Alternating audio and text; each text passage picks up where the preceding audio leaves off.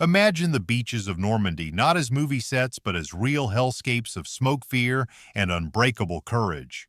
For decades, filmmakers have tried to recreate that moment when the world's fate turned on June 6, 1944. Some succeeded with honesty and grit, others turned valor into spectacle. Tonight we uncover 12 D-Day movies veterans deeply respect and 3 they absolutely do not. The Longest Day, 1962. Few war films command the reverence this one does. The Longest Day was more than a movie. It was a cinematic army. Shot in stark black and white, it assembled an international cast and recreated D-Day with a level of realism that stunned audiences. Veterans of the Normandy invasion called it haunting because it felt so close to what they remembered. Each scene was crafted like a military operation. Real soldiers advised the production. Director Ken Anakin and co-directors staged vast beach assaults using thousands of extras, actual paratroopers, and real naval support. It was an epic on a scale Hollywood had rarely attempted, but not everyone approved. Some critics claimed it romanticized war-reducing horror to grand spectacle. Behind the scenes, logistical chaos nearly collapsed the project. Weather delays destroyed sets, and one of the co-directors quit under pressure. Still, the finished film became a global success, praised for authenticity and restraint. To this day, many veterans still consider it the definitive D-Day film because it honored the confusion, fear, and sacrifice rather than the glory. It did not preach heroism, it simply showed ordinary men facing the unthinkable. When the last reel fades, you realize why it endures. The Longest Day does not celebrate war. It remembers it. Ike Countdown to D-Day, 2004. Not every D-Day movie focuses on soldiers in the sand. This one steps into the war rooms where decisions seal destinies. Ike Countdown to D-Day stars Tom Selleck as General Dwight Eisenhower, showing the nerve-wracking weeks before the invasion. Unlike many blockbusters, it trades explosions for conversations. It shows Eisenhower's impossible burden. Every storm forecast, every intelligence whisper could decide life or death for 250,000 men. The film's power lies in stillness. The ticking clock, the lonely silence before command. Critics expected melodrama. What they got was precision. Veterans admired its honesty, especially those who served in planning units. They said it finally showed how strategy and sacrifice coexist. The movie avoided Hollywood's thirst for glory, focusing instead on doubt, leadership, and humanity under pressure. Production faced major hurdles. Historical experts demanded accuracy to the minute. Every prop, uniform, and document was verified against declassified archives. Selleck trained for months to capture Eisenhower's restraint and hidden tension. Audiences were surprised. There were no beaches, no slow-motion hero shots, only the crushing responsibility of command. Veterans called it the thinking man's D-Day film. Ike Countdown to D-Day stands as a reminder that courage begins long before the first shot is fired. Sometimes heroism looks like a man alone at a table making the hardest decision in history. D-Day, 6th of June, 1956. Released barely a decade after the real invasion. D-Day, 6th of June, offered a romantic yet tragic look at war through the eyes of soldiers torn between love and duty. Audiences of the time expected patriotic valor. Instead, they got heartbreak and introspection. The story followed an American officer and a British nurse caught in a forbidden wartime romance as the invasion loomed. Beneath the melodrama, it tackled something few films dared to explore in the 50s, the emotional exhaustion of those who lived through D-Day. For veterans fresh from battle, it struck a tender chord. Some respected its humanity. Others resented its softness, arguing it turned their trauma into a love story. The controversy split audiences, but even critics admitted it was elegantly made and unexpectedly haunting. Behind the scenes, the production faced immense censorship pressure. The British Board of Film Classification demanded cuts to scenes that showed the psychological toll of battle, calling them too distressing. Studio executives wanted a film that inspired enlistment, not reflection. Yet the director Robert Taylor fought to preserve its quiet despair. The film's tone confused audiences of the Cold War era used to hero worship. It faded from theaters quickly, but later found redemption among historians who praised its courage to humanize soldiers instead of glorifying them. Today, veterans who respect honesty rather than spectacle look back on D-Day 6th of June as one of the first attempts to show that behind every victory there is private grief. It may not roar with gunfire, but it whispers truth. The Big Red One, 1980. The Big Red One was not made by an outsider. It was directed by Samuel Fuller, a real combat veteran who stormed the beaches himself. He had seen war not through binoculars, but through gun smoke and blood. This film was his reckoning. Starring Lee Marvin as a battle-hardened sergeant, it followed a squad of American infantrymen from North Africa to D-Day and beyond. Fuller refused to glamorize anything. His soldiers were weary, cynical, and scarred. There were no speeches about freedom, only the instinct to survive one more hour. At release, it was misunderstood. Audiences expecting action got bleak poetry. The studio cut nearly an hour of footage without Fuller's consent, turning his personal testimony into a disjointed war movie. Critics were divided, some calling it too strange, others too real. Veterans, however, recognized its authenticity immediately.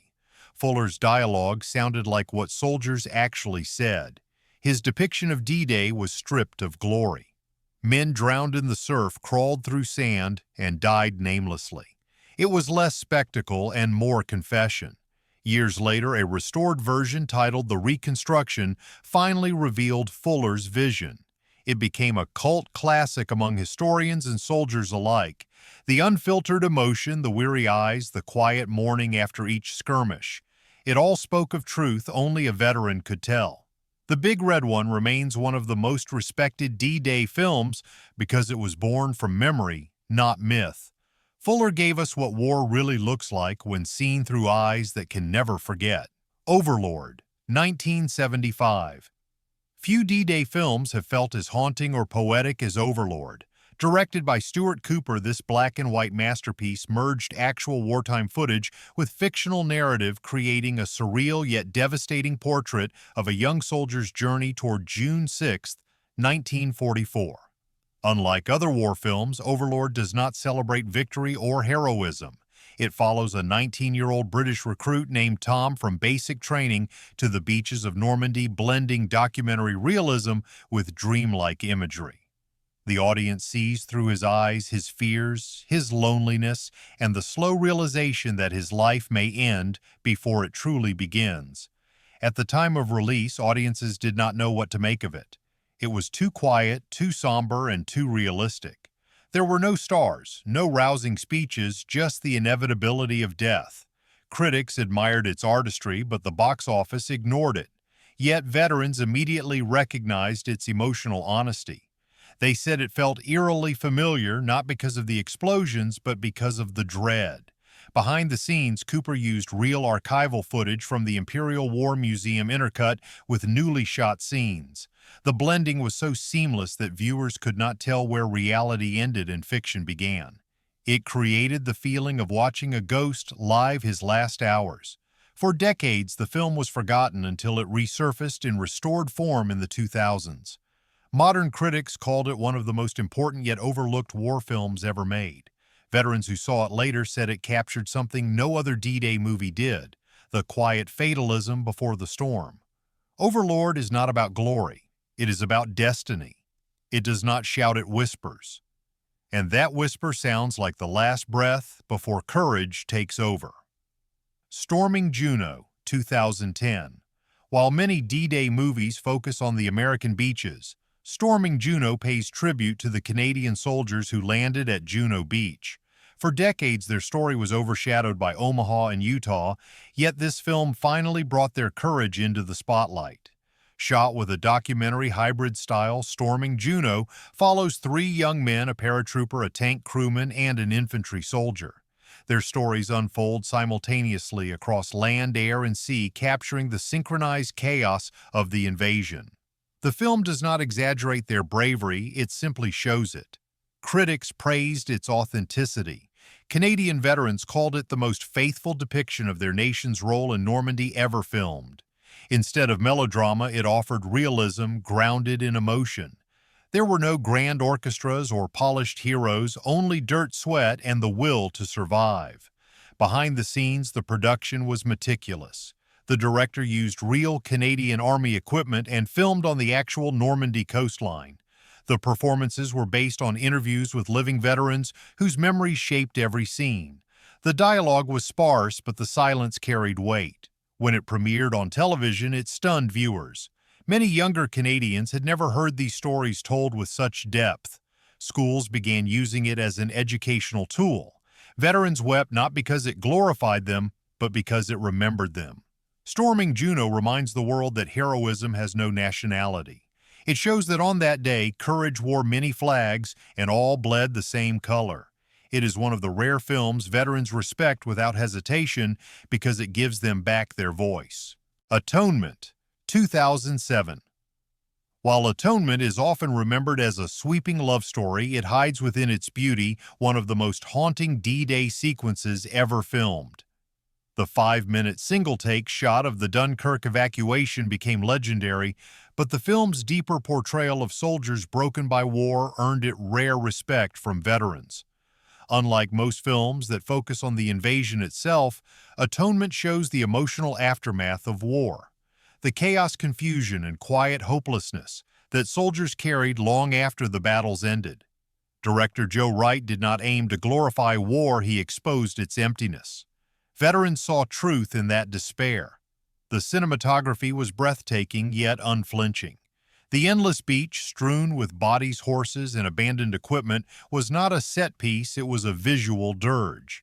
Every frame carried the weight of exhaustion. While not a direct D-Day film, its portrayal of the human cost resonated deeply with those who lived through Normandy. Behind the scenes, the Dunkirk sequence was a logistical miracle filmed in a single continuous shot with over 1,000 extras and no computer effects. That realism spoke volumes. Veterans later said that moment captured what war truly feels like, confusion without closure. The controversy came from critics who argued the film used war as background for romance. Yet soldiers saw something else. They saw emotional honesty that few films dared to reveal. They understood the silence after the guns stopped. Atonement remains respected not because it celebrates victory, but because it mourns innocence lost. It shows that behind every triumph is a shadow that never fades. Saints and Soldiers, 2003. This small independent film shocked everyone by earning immense respect from combat veterans. Made on a modest budget, Saints and Soldiers focused on brotherhood, redemption, and the fragility of morality during war. It was not set entirely on D-Day, but its spirit captured what veterans believed was truest about that generation. The story followed a group of Allied soldiers trapped behind enemy lines after the Battle of the Bulge, trying to reach safety. Along the way, they grappled with faith, guilt, and the meaning of survival. Veterans connected with its intimacy. They said it felt like their own stories told without exaggeration. What made it powerful was its restraint. No slow-motion explosions, no heroic one-liners, just raw human endurance. Filmed with minimal resources in Utah's forests, it relied on emotion and realism instead of spectacle. The film faced distribution challenges. Major studios rejected it, believing audiences wanted action, not reflection. But when it finally premiered, it stunned critics and won multiple festival awards. Veterans praised it for portraying soldiers not as superheroes, but as flawed men doing their best under impossible pressure. The director, Ryan Little, consulted numerous World War II survivors and even used period-accurate weapons, uniforms, and dialogue. Every detail mattered. Every word felt lived in. To this day, Saints and Soldiers stands as proof that honesty outweighs budget. Veterans respect it because it understands that courage is not noise. Courage is quiet. Saving Private Ryan, 1998. It may seem predictable, but for veterans, Saving Private Ryan remains the gold standard of D-Day authenticity. The Omaha Beach sequence is studied in military academies and screened for soldiers before deployment. It is not about entertainment. It is about memory. Steven Spielberg created more than a movie. He built a living archive of human bravery and fear.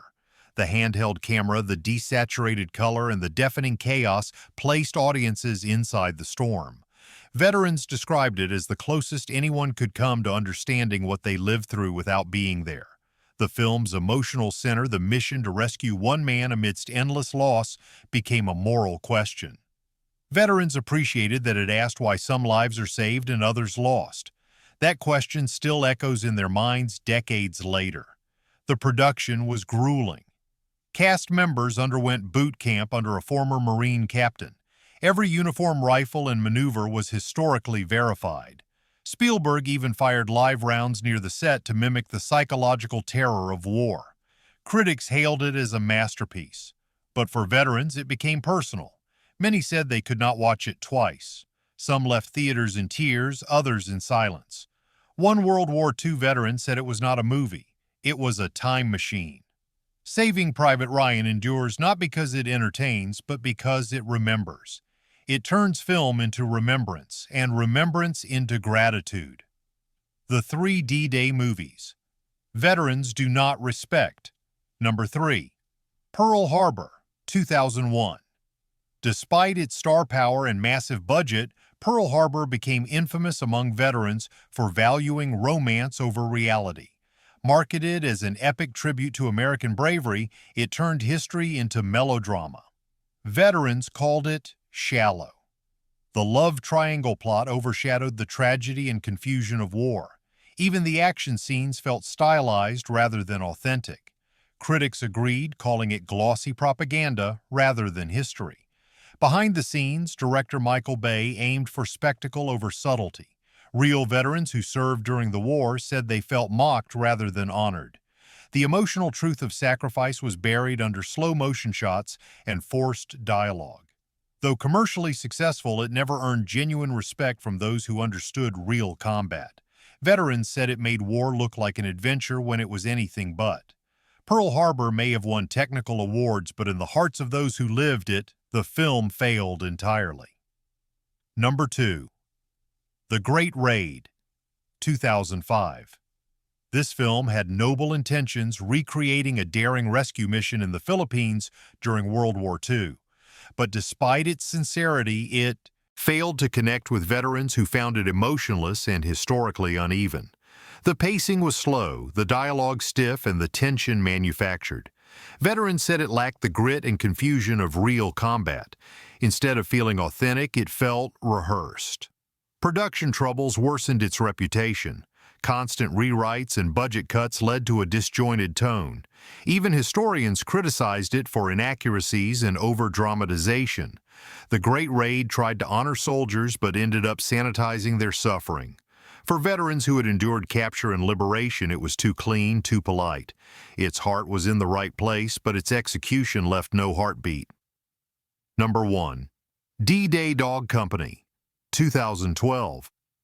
Intended as a tribute to paratroopers, this low-budget film instead became an example of how not to depict history.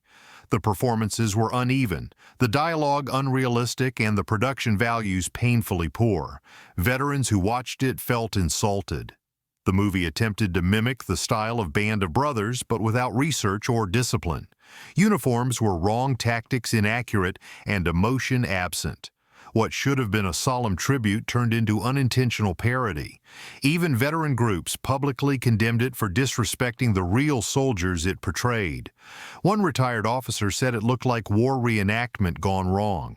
Behind-the-scenes reports revealed the production lacked military advisors and rushed filming for profit. Critics and veterans alike agreed it trivialized one of the most sacred moments in modern history. D-Day Dog Company stands as a warning that good intentions mean nothing without respect, accuracy, and heart. D-Day is not a story. It is a scar carved into the memory of humanity. The best films do not glorify it, they preserve it. Every veteran who survived that day asks for only one thing: to be remembered truthfully. So which of these films moved you the most? Like, subscribe, and share their memory forward.